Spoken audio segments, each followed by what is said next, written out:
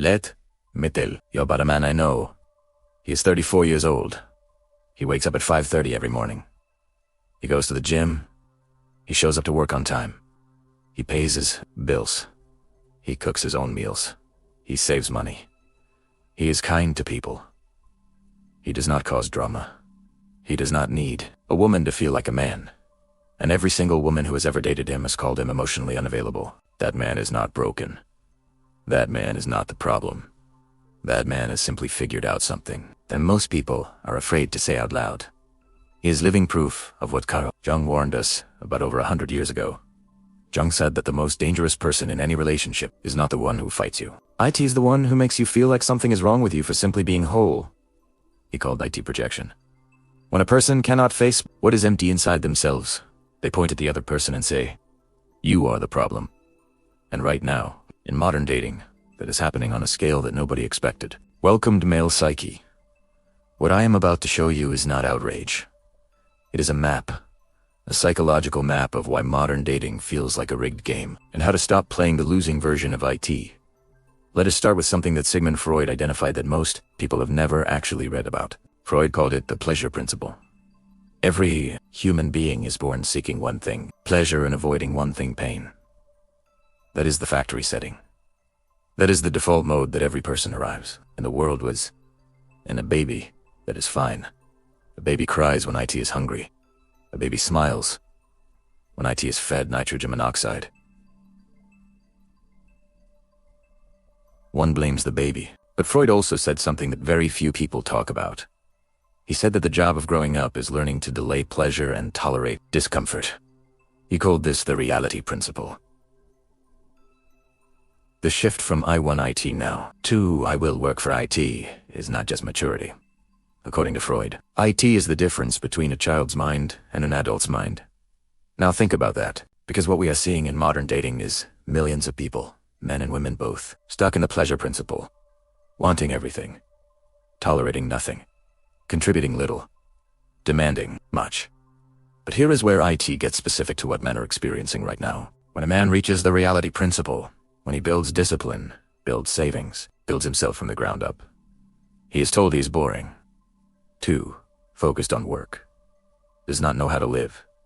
When a man stays in the pleasure principle, broke, chaotic, irresponsible, he is told he is exciting. Spontaneous, full of energy, so the man who does the hard work gets punished. The man who skips IT gets rewarded. At least in the beginning.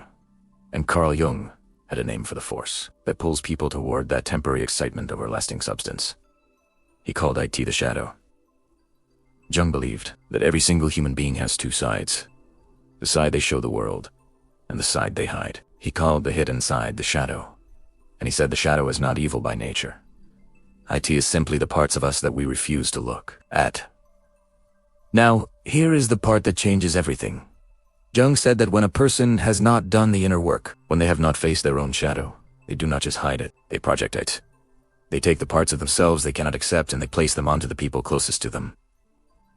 And in modern dating, that projection has become an art form. The person who is drowning in debt but calls a financially stable man boring. That is projection.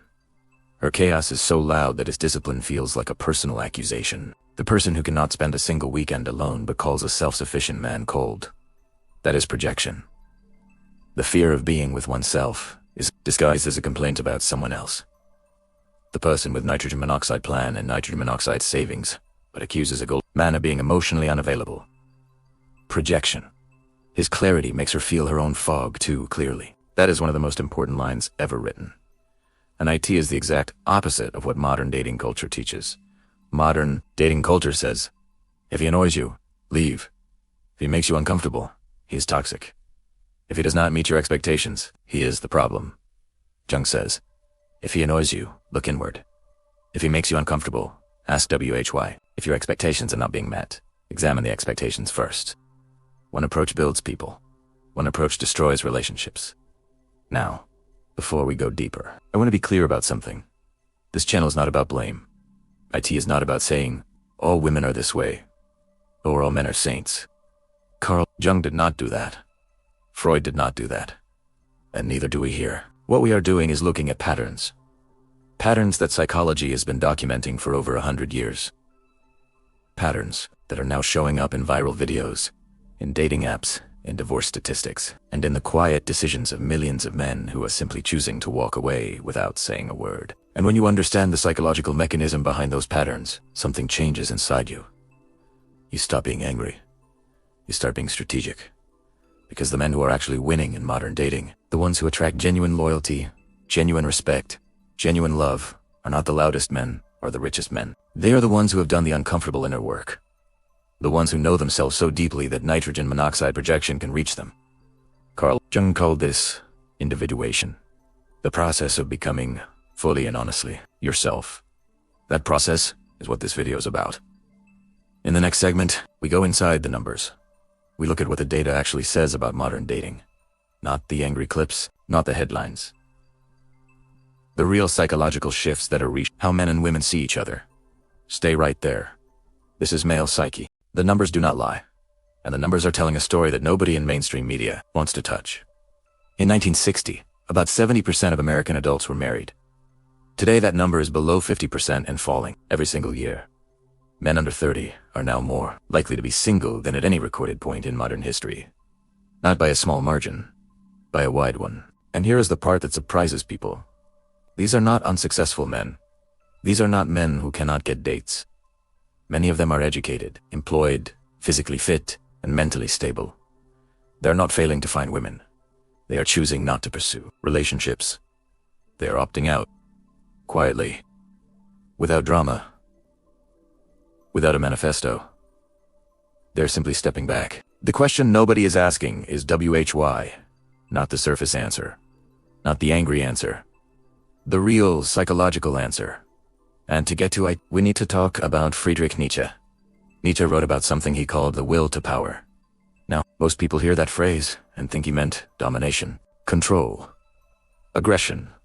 That is a misreading. What Nietzsche actually meant was far more precise and far more useful.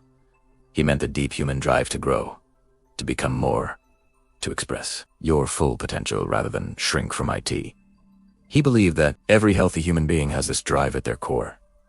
And he believed that when a society, a system, or a relationship consistently punishes that drive, something fundamental breaks. He wrote that the worst thing you can do to a strong person is not to attack them. It is to make them feel that their strength is a burden. Think about that in the context of modern dating. A man builds himself. He disciplines his body. He learns skills. He grows his income. He becomes, in the truest sense, more. And then he enters the dating market and discovers something strange. His strength is treated as a resource to be extracted, not a quality to be admired, not a characteristic to be respected. A resource, like oil, like a battery. Something to be used until it runs out, then discarded. Nietzsche saw this dynamic coming, not in dating specifically, but in human nature broadly. He called it resentment, a French word that means something deeper than resentment. It describes the psychology of a person who cannot build, so instead they tear down, who cannot rise, so instead they pull others down to their level, who cannot create value, so instead they attach themselves to those who do and call it a relationship. Is not just bitterness. It is bitterness disguised as a moral position. It takes the form of, you owe me, you are obligated. Your success is my right. Your effort is my entitlement. And if you have spent any time in modern dating, you've felt this energy. You may have even stayed in a relationship infected by it longer than you should have. Because it is very hard to name something. You have no word for now, you have a word on the other. Have, is, en, is ese. O, el. Machiavelli. Machiavelli gets a bad reputation. People say his name like it is an insult. But what Machiavelli actually did was something extremely valuable. He looked at human behavior without flinching. He refused to describe people as they should be. He described them as they actually are. In The Prince, Machiavelli wrote something that has been true for 500 years and remains true today. He said that people will always judge you more by results than by intentions. They will respect what you demonstrate, not what you promise. And they will take what they can get away with taking for as long as you allow it. If a man demonstrates that he will pay for everything, carry everything, tolerate everything, without the dynamic of mutual investment being established, he has not shown generosity. He has shown a willingness to be managed. And according to Machiavelli, what people can get away with, they will continue doing. Not because they are evil, because they are human. And humans respond to incentives. Machiavelli also wrote about the lion and the fox. He said that a wise leader must be both, the lion to face what threatens directly, the fox to recognize the traps that cannot be solved by force. In modern dating, the man who only uses the lion gets taken apart. He charges forward, full of strength and good intentions, and walks directly into situations designed to extract from him. The man who only uses the fox becomes cold, calculating, and eventually empty. He avoids being used, but also avoids genuine connection. The man who masters both is the one who wins. He is strong enough to walk away, smart enough to know when to stay, secure enough that he cannot be manipulated by the fear of being alone. Epictetus was a former slave who became one of the greatest philosophers of the ancient world. He wrote that the first and most important task of a thinking man is to clearly identify what is within his control and what is not. In modern dating, many men are suffering not because they are weak, but because they are trying to control the uncontrollable. They are trying to be good enough for someone who has decided that enough will never be enough. They are trying to fix something that is not broken in them but in the dynamic itself. Epictetus would say, release what is not yours to carry. Focus entirely on what you can build, what you can control, what you can become. Let the rest fall away. And that is exactly what the data shows millions of men quietly doing. They are not angry. They are not bitter. They have not given up on love. They have given up on the broken version of it. And they are turning their energy inward, building, growing, becoming. Nietzsche would call that the will to power operating exactly as designed. In the next segment, we go inside the psychology of what actually drives modern expectations.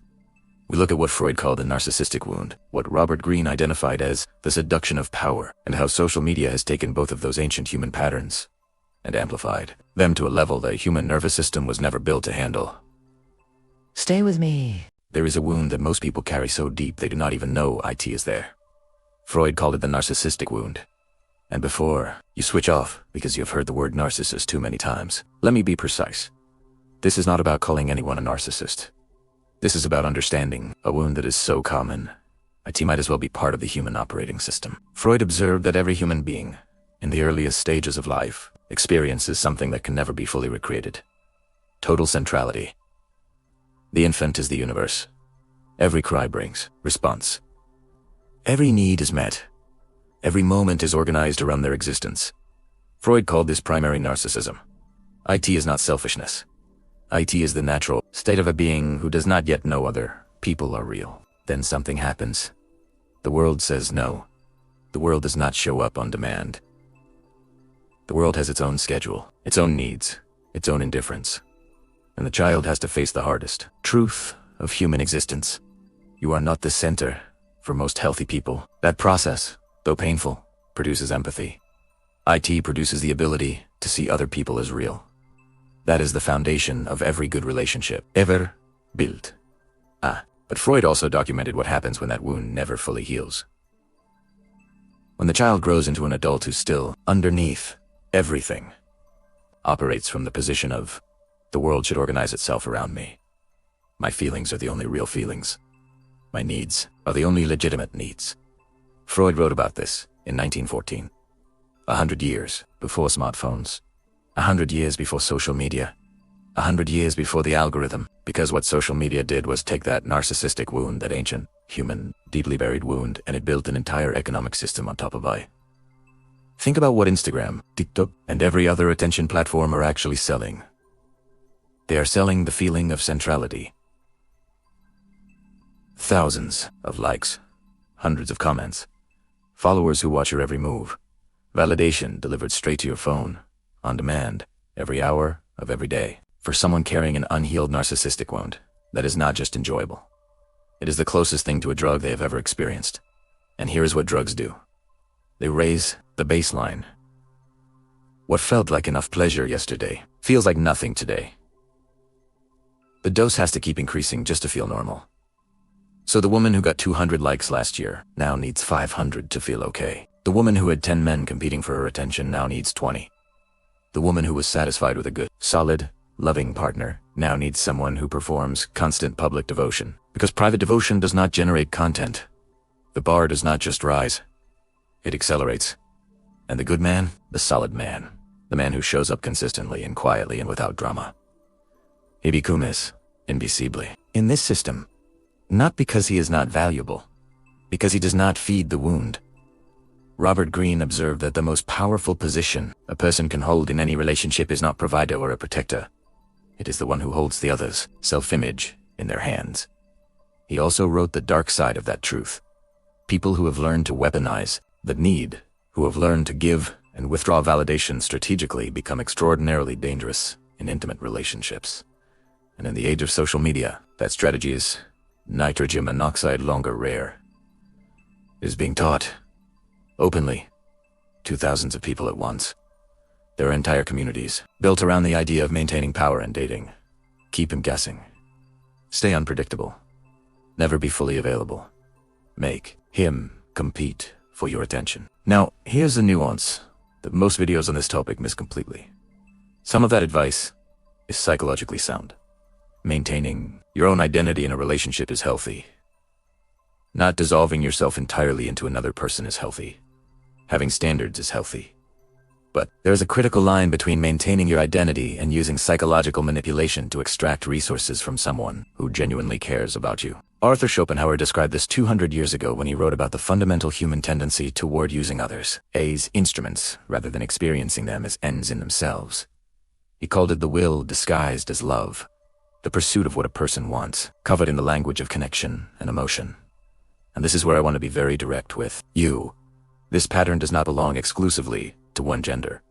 Men have done this. Men do this. History is full of men who treated women as instruments, and that history matters. IT is part of why we are here today. Part of why trust between men and women has eroded in ways that are genuinely painful for everyone. But acknowledging that history does not make the current pattern less real. Two wrongs do not cancel each other out. They compound. And right now, the compounding is producing something that nobody wanted. Men who are afraid to be vulnerable. Women who are afraid to be genuine. A dating environment where everyone is performing and nobody is connecting. And underneath all of it, millions of lonely people who are more isolated than any generation in recorded history. Despite being more connected than any generation in recorded history, Jordan Peterson has spoken about this using Carl Jung's concept of the anima, the inner feminine dimension that every man carries. Jung believed that a man who has not integrated his anima will exist in one of two broken states. The man who suppresses becomes the one who says he does not need anyone, completely self-sufficient on the surface. Nitrogen monoxide, intimacy. Nitrogen monoxide, vulnerability.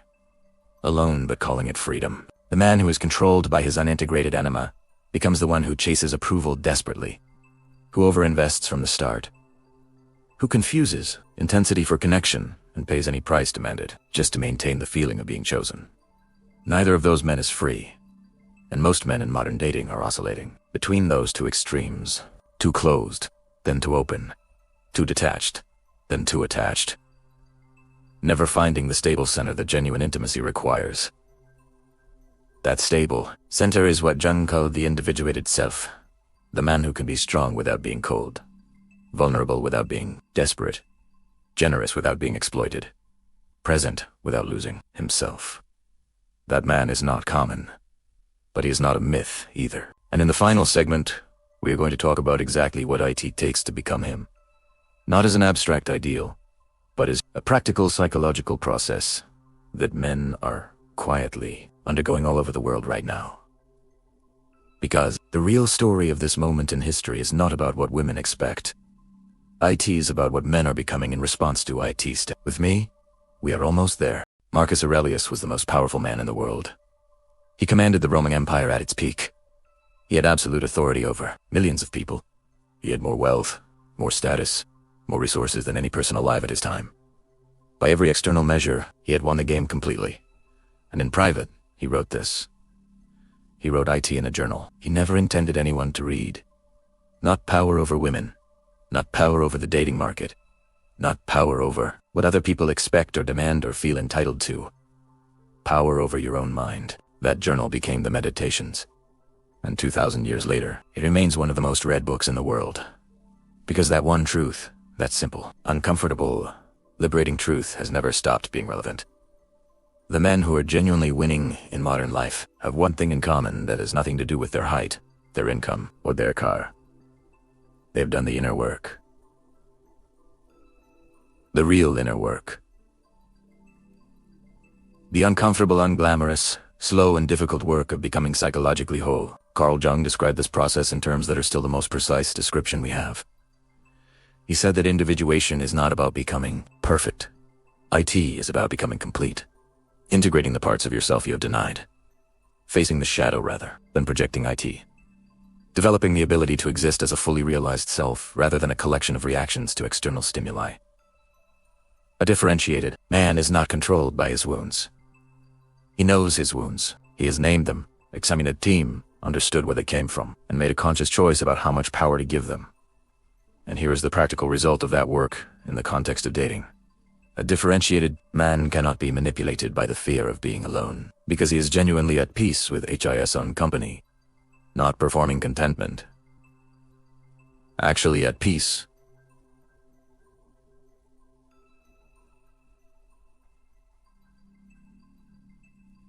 Actually has spent enough time alone to know himself, and a man who knows himself is not desperate for someone else to define him. A differentiated man cannot be manipulated by the withdrawal of approval, because his self-worth is not housed in someone else's opinion of him. He appreciates being valued. He enjoys being loved. But he does not need those things the way a drowning person needs air. He needs them the way a healthy person needs food. Real. Genuine. But their absence does not destroy him. A differentiated man cannot be financially exploited because he has a clear relationship with his own resources. He is generous from a position of abundance and choice, not from fear, not from guilt, not from the desperate hope that generosity will manufacture love. His giving is clean, and he can stop giving the moment. The dynamic becomes extraction. Arthur Albert Ellis, one of the founders of modern cognitive psychology, identified what he called irrational beliefs. The hidden assumptions that drive self-destructive behavior. Ellis identified one of the most common irrational beliefs in men as this: I must be loved and approved of by the significant people in my life, or I am worthless. That one belief, buried deep and rarely examined, is responsible for an enormous amount of what we have talked about in this video. IT is the reason men stay in relationships that drain them. IT is the reason men overinvest from the start. IT is the reason men tolerate dynamics that a psychologically healthy person would walk away from immediately. Because if your worth as a person is housed in someone else's approval, then losing their approval is not just painful. It is existential. It feels like dying. And people will do almost anything to avoid that feeling. Ellis said, the cure is not to stop wanting approval. Wanting approval is human. The cure is to stop needing IT, where you need oxygen. To rebuild your self-worth on a foundation that is entirely internal. On your values, your actions, your integrity. Your private relationship with yourself. Plato wrote about this 2,500 years ago. In the Symposium, he described love not as a state of completion but as a recognition. Two people who are already whole, already themselves, recognizing in each other something that makes their wholeness richer. Not to incomplete halves fitting together. Two complete circles overlapping. The modern dating narrative has completely inverted this. IT teaches people that love is about finding the person who completes you, who fills your emptiness, who is your other half. And that narrative, as romantic as it sounds, is psychologically catastrophic, because IT means you enter every relationship as a person with a hole. And a person with a hole is not looking for a partner, they're looking for a plug. And when the plug stops working, the relationship collapses. Not because love died, because it was never love. It was need management. The men who are genuinely thriving right now understand this. They are not monks. They are not cold. They are not running from intimacy. They are building themselves into people who can offer something real in a relationship, and who will only accept something real in return. They are reading. They are building physical strength and financial resilience. They are developing emotional intelligence, not as a performance skill, but as genuine self. They are building friendships, communities, purposes. They are becoming, in the deepest sense of the word, interesting. People who do not need a relationship to feel interesting. And the beautiful irony is this: the man who genuinely does not need a relationship to be whole is the man who is most capable of building a genuine one. Because he brings something real. And he can see, clearly, without the distortion of desperation, whether what the other person is offering is real as well. That is not passivity. That is not giving up. That is the deepest form of strength a human being can develop. The strength to be fully present with reality as it is, not as you wish it were, not as the algorithm told you it should be, as it actually is. The modern dating landscape is what it is. Some of it is beautiful. Some of it's broken. Some of the expectations being placed on men right now are genuinely unreasonable. Some of the frustration men feel is completely legitimate. And some of the ways men are responding to that frustration are making things worse, not better. The answer is not to be angrier. The answer is not to be bitter. The answer is not to become the mirror image of the problem. The answer is to become so genuinely whole, so psychologically grounded, so clear about your values and your worth, that the noise simply cannot reach you. Not because you have built walls, but because you have built a self that is stronger than the noise. Stop calling it fate. Start calling it what it is. A set of psychological patterns in yourself and in others that can be understood, that can be named, and therefore can be changed. That is the work. That is the real work. Not the gym work, not the career work. Though both of those matter, the inner work, the shadow work, the work of becoming someone who knows himself so completely that nitrogen monoxide projection can stick, no manipulation can land, and nitrogen monoxide withdrawal of approval can shake the foundation. The men who do that work do not become cold. They become free. And free men, genuinely free men, are the most attractive and the most dangerous people on earth. Not dangerous because they are aggressive. Dangerous because they cannot be controlled. That is where we are going on this channel. Every video, every concept, every framework we discuss, it all points in one direction. Not away from women. Not away from love. Not away from connection. Toward yourself. Toward the most complete, most honest, most powerful version of yourself that is possible. Because that version of you is the only one capable of building anything real. If this video gave you something, share it with one man who needs to hear it, not to make him angry, to help him think, to give him language for something he already feels but has never been able to name. Drop your thoughts in the comments, not your complaints, your insights. What has changed in your thinking? What are you building? What is the one concept from today that landed differently than you expected? I read them all. This is Male Psyche. We will see you in the next one.